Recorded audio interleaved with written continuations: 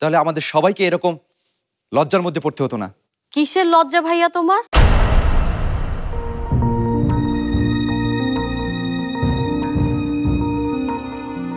আপনি এসেছিস? কই ছিলি? হ্যাঁ কই ছিলি তুই? আর এত দেরি হলো কেন তোর? আমাদের একটা খবরও দিলি না কেন? আরে শান্ত হ, আমি তো এসে গেছি। এই, কাউকে কিছু না জানিয়ে কোথায় গিয়েছিলি তুই? বলছি আগে একটু শ্বাস নিতে দাও, আমার খুব টায়ার্ড লাগছে। আচ্ছা তুই কেমন মেয়ে বলতো? বাড়িতে একটা খবর দেওয়ার প্রয়োজন মনে করলি না? ফোনটা ফেলে গেছিস, সবাইকে টেনশনে রেখেছিস। কেমন কাণ্ডজ্ঞান তোর! তোর চিন্তায় তোর বাবা আরো অসুস্থ হয়ে গেছে। সবাইকে টেনশনে রাখার কি মানে বলতো আমাকে?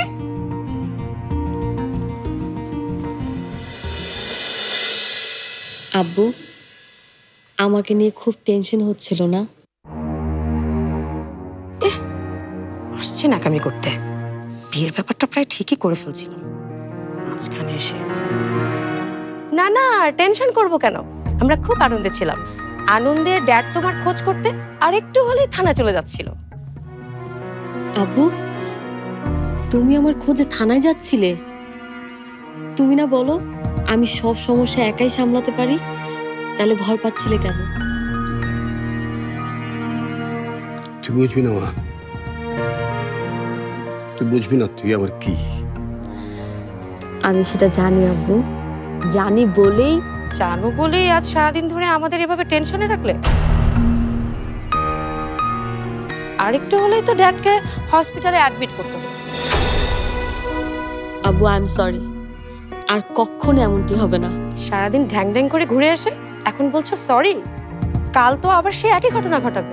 ভাবি আমি তো বলেছি আজ ভুল হয়ে গেছে, আর এমনটি কখনোই হবে না। আচ্ছা তুই সারাদিন কোথায় ছিলি সেটা তো বলবি। সব বলবো আম্মু, আগে আমাকে খেতে দাও, আমার খুব ক্ষুধা লেগেছে। আমি চট করে হাত মুখ ধুয়ে আসছি, খেতে খেতে সব বলবো। আয়।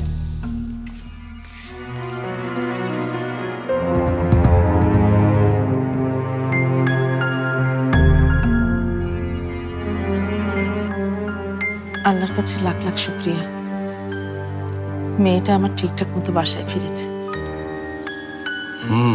তুমি যাও, ডাইনিং এ বসো, আমার খাবার নিয়ে আসছি।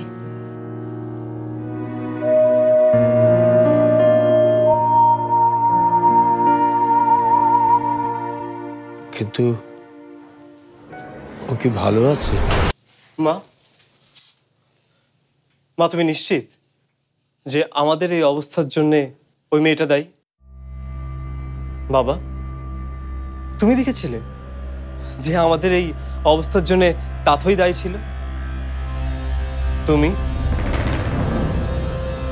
তুই,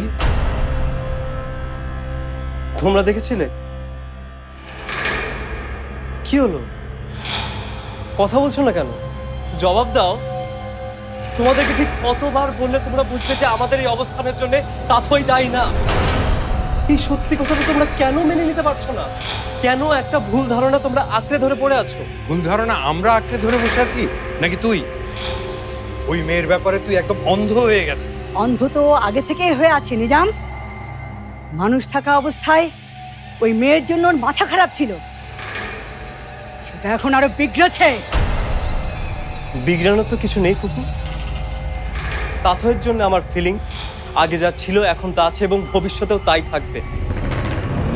আর ও যতবার বিপদে পড়বে ঠিক ততবারই আমি ওর পাশে থাকবো। তোমরা যতই যা ইচ্ছা তাই করো, আমাকে যতই বাধা দাও, আমাকে আটকাতে পারবে না। ভাইয়া,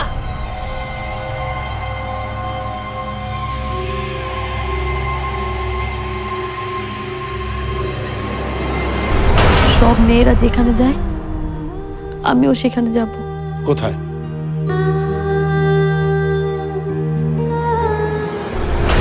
শ্বশুর বাড়ি।